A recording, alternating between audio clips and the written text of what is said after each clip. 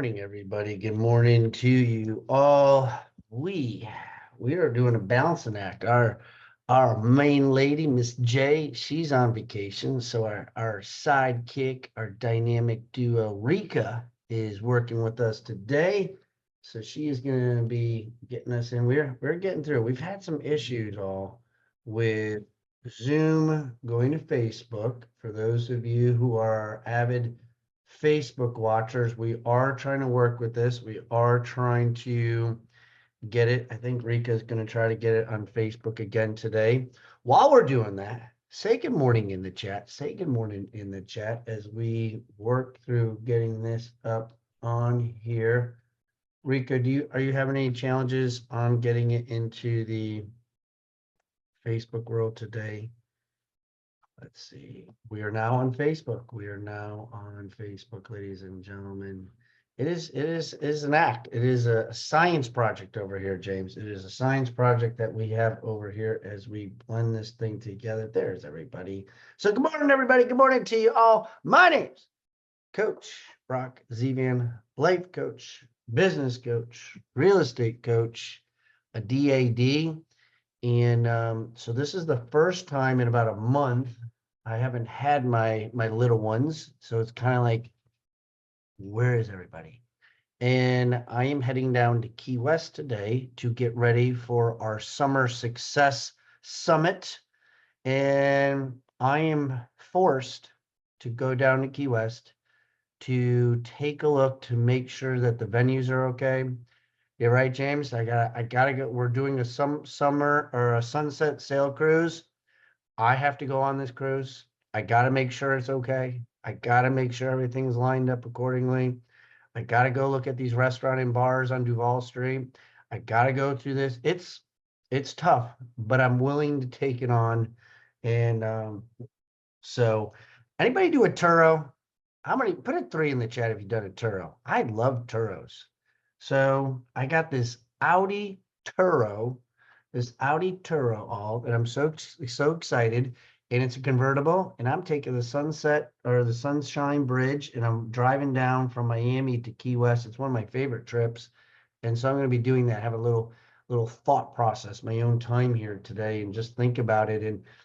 And as I was thinking about today and thinking about my journey that I have today, I was thinking about my brother here, James, and he's in Texas. I met him 2 years ago with Frank. So we had Frank McKinney last week, and then James, Frank, and I shared the stage on speaking in Fort Lauderdale. This is where I met James, and him and I, as you know, like speakers, they kind of meet speakers, and you're just like, hey man, great job, and tell me a little bit more about what you do. And I got to meet James, and I got to talk to him, and he too, just like Frank is, a returning guest. He's a returning Figured Out Friday in the beginning. And I'm going to let him give us a quick little resume of his life and what took place. But for those of you that remember him, he's the one that had his house burnt down and almost lost his life. A very challenging upbringing. And then when I heard about his upbringing of his children, and he is just one of those fathers, and I could say this being a single dad, that there's some times that you want to give up. There's some times you're just like, I don't know if I can keep going on. I don't know if I keep going on, as John Maxwell says, because it's hard balancing, and you want your kids to live a lifestyle that, I don't know, you want them to live an amazing life. And for me, I was just like, am I doing everything I can? And you're just trying to do so much. And James, you really put my life in perspective. Like, you just really, just when I think I got it bad, I'm not comparing, but I was just like, Brock, shut up. There's other people. Where's Jada? He was bitching about something. I was like, brother, do you understand there's people in hospitals who have cancer wishing to be able to get out of bed and told that they can't even move? And here you are complaining about this. And I remember Jada's like, man, I think differently.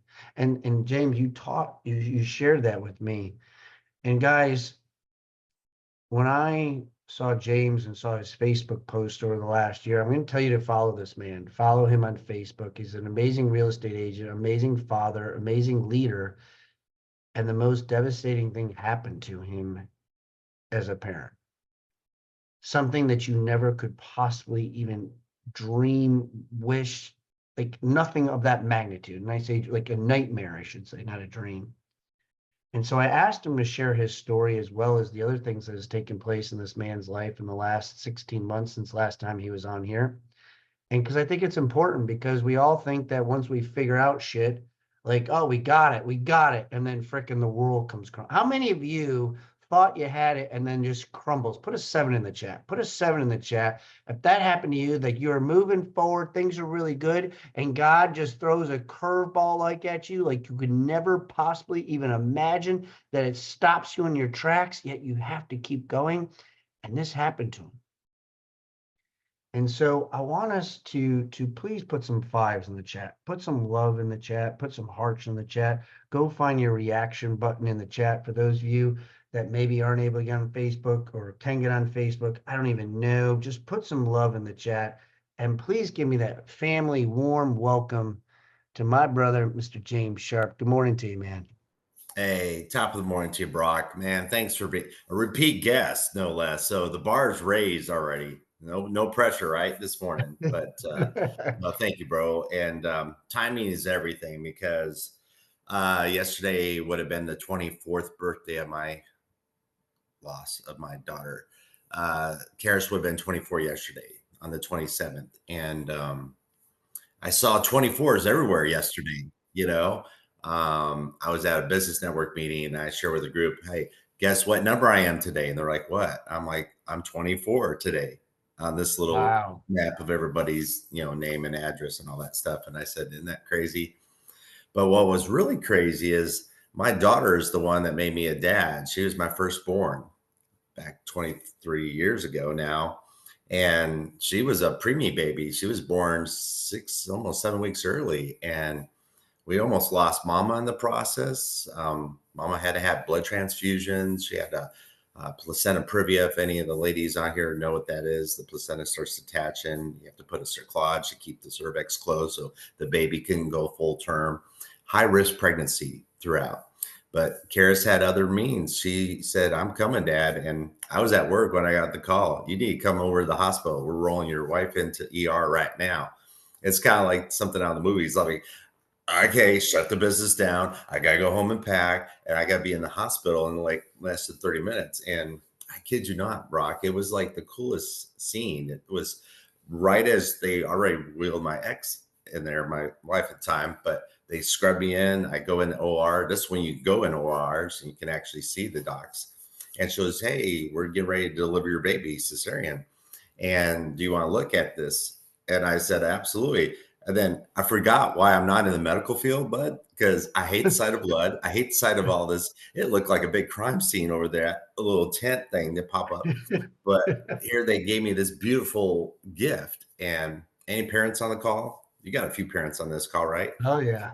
There was no instruction manual coming with this little package. It was just like, here you go, figure it out, right? And as luck would have it, it was just the most beautiful thing, because I also heard Joe Cocker's song, You Are So Beautiful, playing. And the OBGYN, my wife's doctor, was like, listen to that song. You will never hear it the same.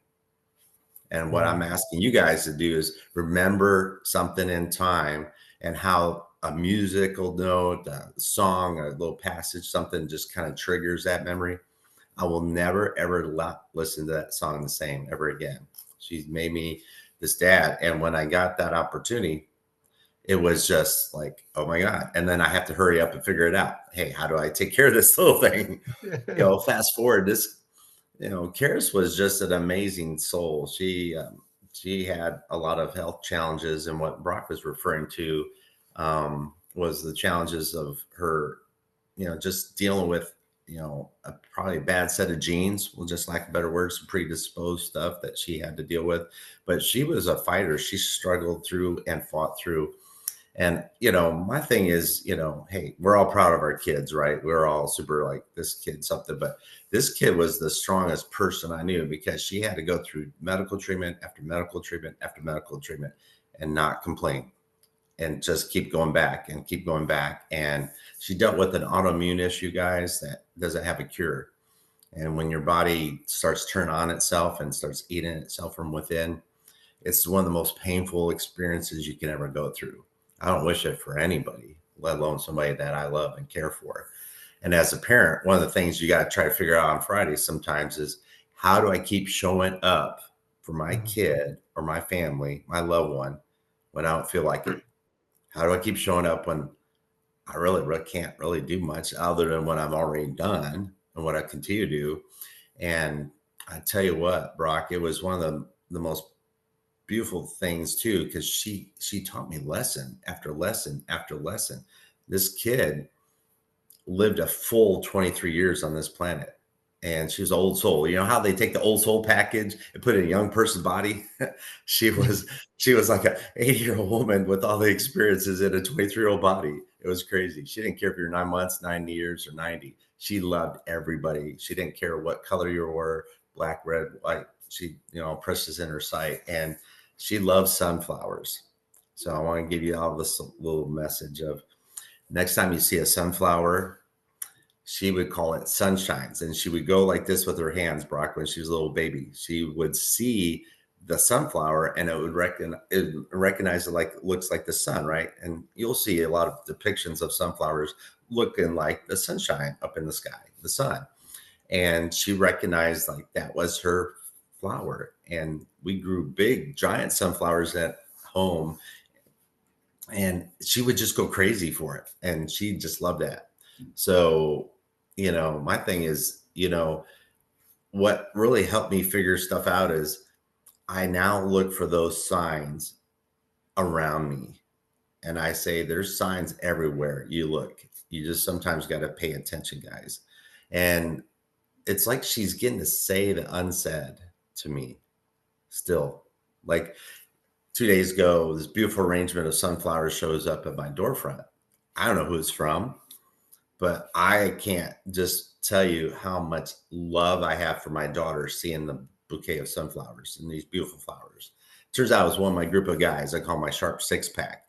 And I Mm. would challenge all you guys on the call. Do you have a six pack of friends who, when time hits you, because it will, it hits all of us. We're not getting out of this thing alive.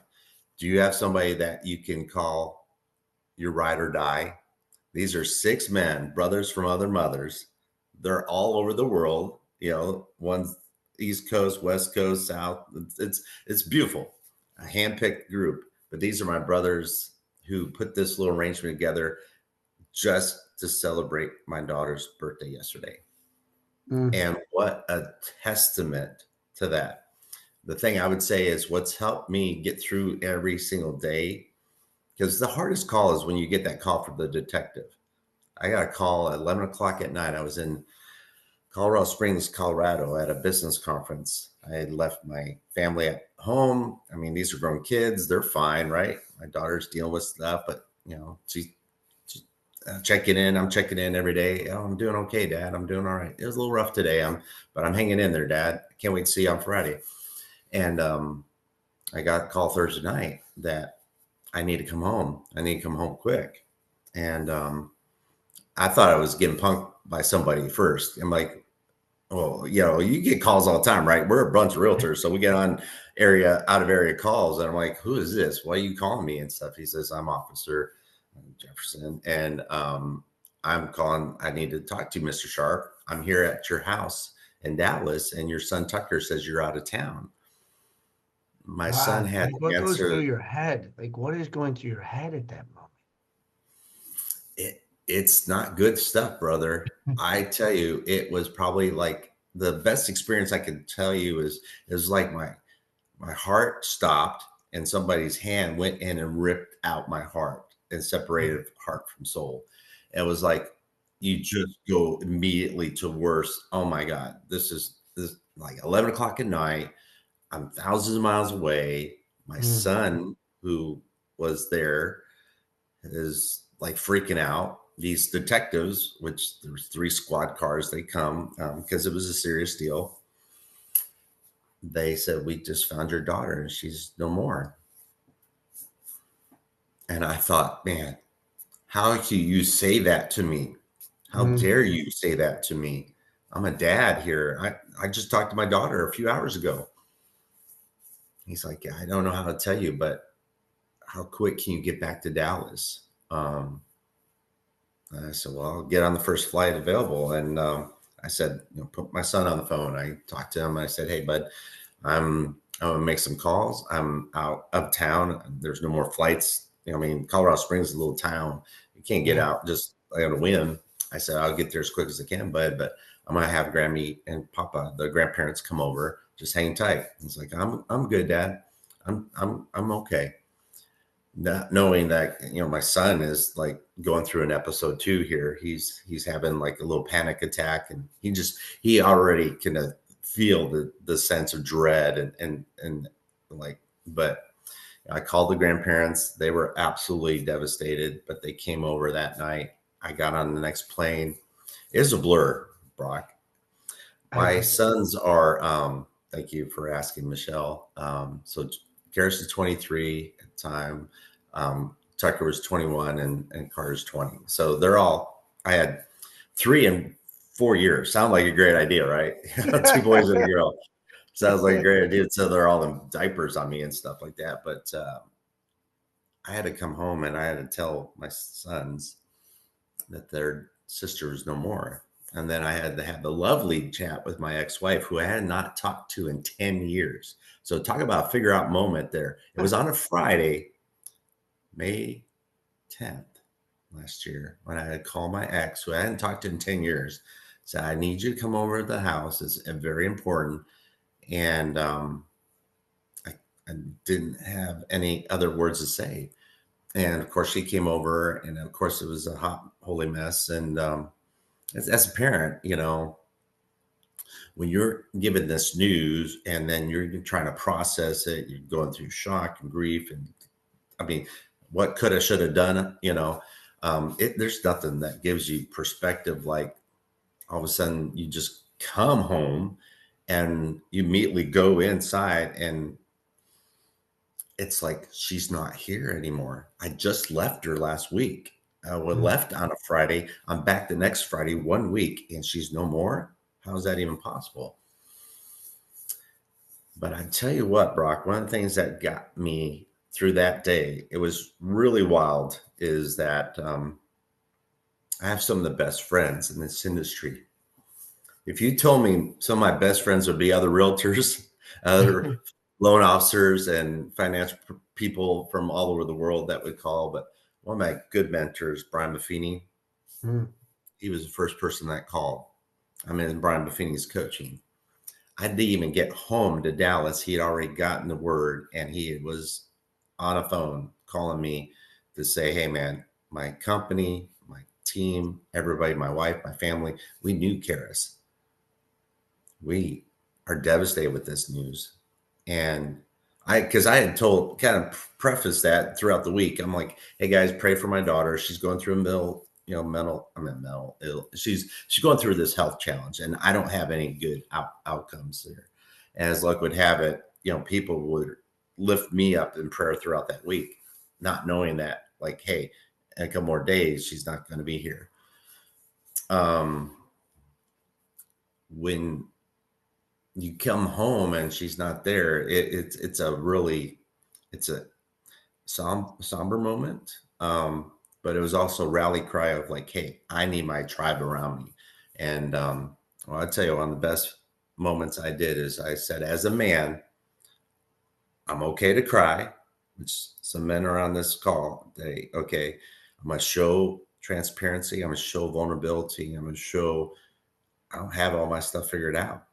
I need help. I need a higher power, first and foremost. Give him the glory. I said, there's a reason why Karis is no more. He needed her up there more than he needed her down here.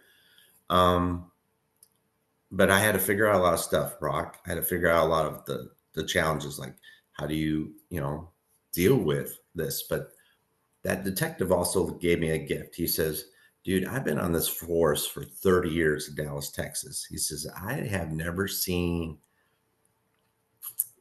8 letters written out by the victim to family members. He says, like, this is something out of the movies. He says, who are these people? And he read off a bunch of names. And I'm like, the only way he would have known these names, like Grammy and Papa and Tucker and Carter and who's, and, all these people, Katie, my ex, he's like, I got letters here. Unfortunately, I had to open them because they found my daughter at a hotel. She had taken a lethal dose of sodium nitrite, which is a way to end your life the most peaceful, most humane way you can. Crazy thing is, you can get this recipe on the internet. She ordered the stuff on Amazon the day before, and on her person, she had a recipe of how to make this, where she was in so much pain, guys, and with no hope of a cure, and the doctors have failed her and the system failed her. She ended her life. She says, I don't want to live anymore. I don't want you to have to take care of me, Dad, to the point where you have to take me to the bathroom, take me and get me showered. I paid so much, 24 hours a day, 7 days a week. Dad, I can't eat. I can't sleep. I don't want to live. And this kid, and I get it, guys. And I don't mean to be just a soppy mess here, but I'm also like, guys, mental illness is challenged out there right now. Our young people are challenged at this unprecedented time. There is forces out there that are attacking the fabric of our society, the fabric of our healthcare, and there's different plays at this deal. Like, I think there's some component of, like, unfortunately, they try to keep people sick so they can profit from it. I'm not saying that in any conspiracy, but it's like the system failed my kid. And me, I felt like a failure as a dad. So figure out some stuff to get some rationality to it is like, man, but this detective says, hey, when we found your daughter, obviously she checked in a hotel, she never checked out, but she was doing me a gift from the start. She had kind of planned this. She wrote letters out. She made sure not to do it at home. She didn't want her brother finding her. And the detective says, hey, we opened these letters and we can tell you this. She was obviously loved, and she obviously loved you. And that's the thing I would say too on this Figure Out Friday is like, who have you not told that you love them? There's a man saying to another man, I love you, pal, but you haven't yet. What the hell are you waiting for? Okay. I mean, we all have a point where we're going to have that last opportunity with that person. We all have a point when there's going to be, this is the last exchange.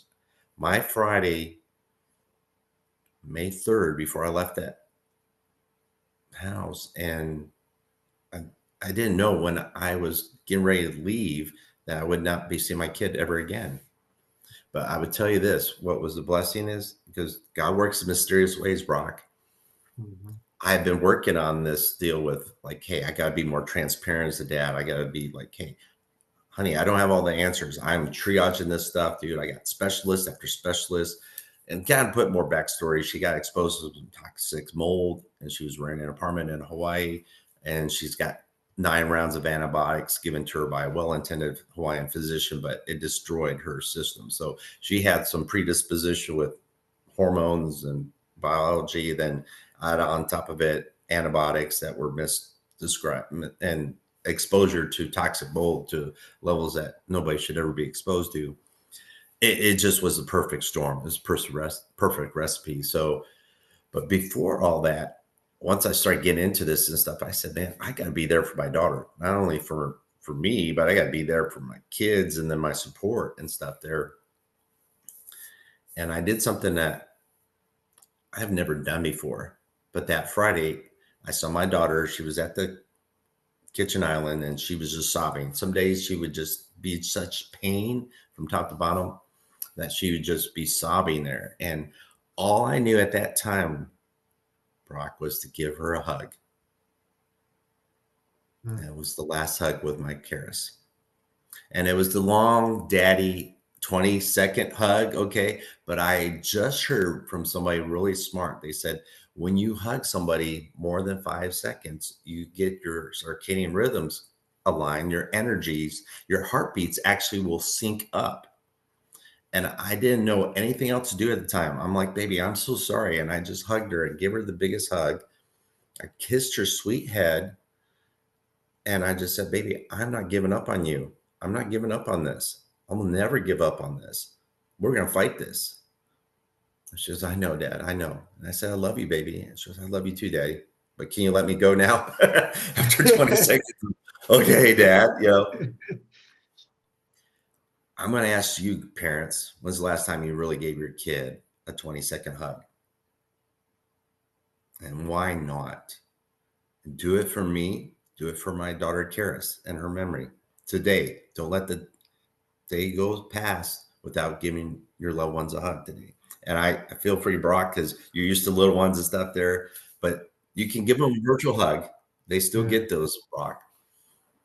But to me, I'm so glad I had that opportunity. I'm so glad I was there to be her dad, to be her support. And she wrote me a letter, and it was the most poised, and it was just, you can tell she spent a ton of time on it. It was so perfect, punctual and stuff. But she said to me in a couple points, here's for the figure out people, Dad, I have no regrets.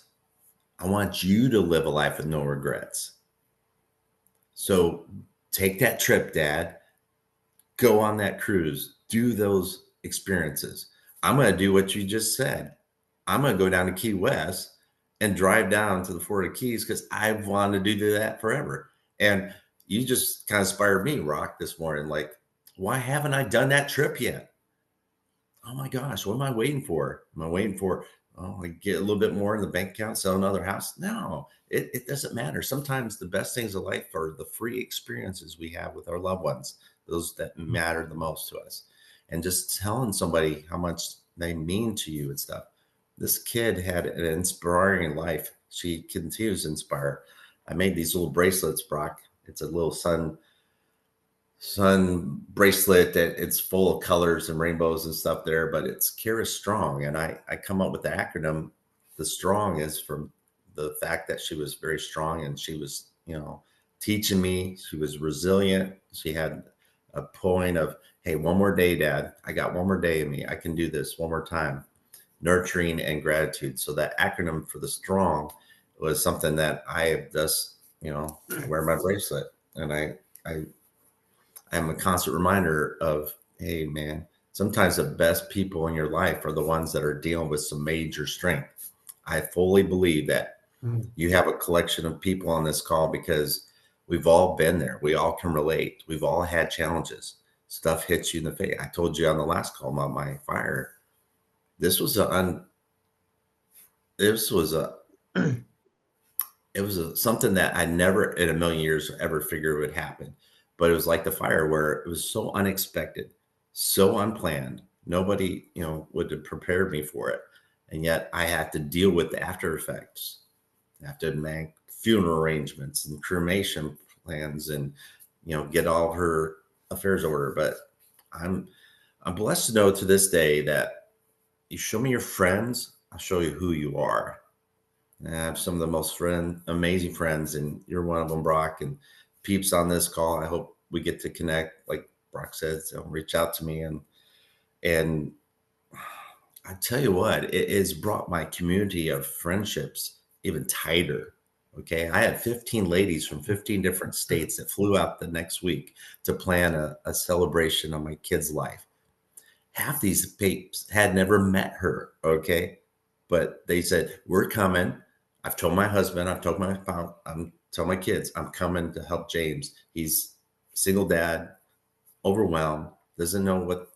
I, I was struggling to even do the eulogy, bro, let alone plan a whole service and stuff, dude. You know, I'm telling you this though, is like, we're never guaranteed that next day. So why you wait? Like, it's gonna be coming when you can do it today. live in the moment, enjoy the moments, give your kids that extra bit. Sometimes just checking in. I just would ask Karis, honey, what would make you so happy tonight? And I asked her that 2 weeks prior, and she goes, to have you watch Fried Green Tomatoes with me, Dad, in the movie room.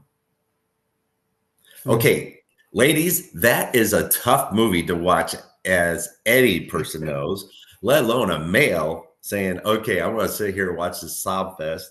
But I watched Fried Green Tomatoes with my daughter, and she was the happiest she could be. And she's seen that movie a million times. I'm over there, oh my gosh, I can't believe I'm doing this. But my kid, that's what she wanted. So when's the last time you asked your kids what they want, what they need from you as a mom or dad? When's the last time you asked your spouse, hey, honey, what do you need from me today? How can I show up for you? What would make this date night the best? What would make this vacation the best? I'm telling you what, that's a game changer when you start changing that perspective. Yeah, man. I feel like I can say, just looking at the comments, and you had me choked up, man. You had me teary eyed. I knew part of the story, and I remember when I saw it come out. It's kind of like those things you see on Facebook, and you have disbelief. You're like, no, that can't happen. Like, that's not.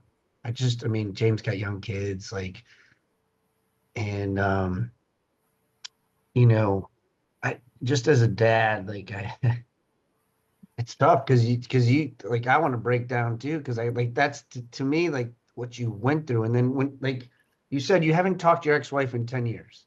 Yeah. So it's like you've raised these kids by yourself for 10 years, and now I was full time doing it. yeah. Yeah.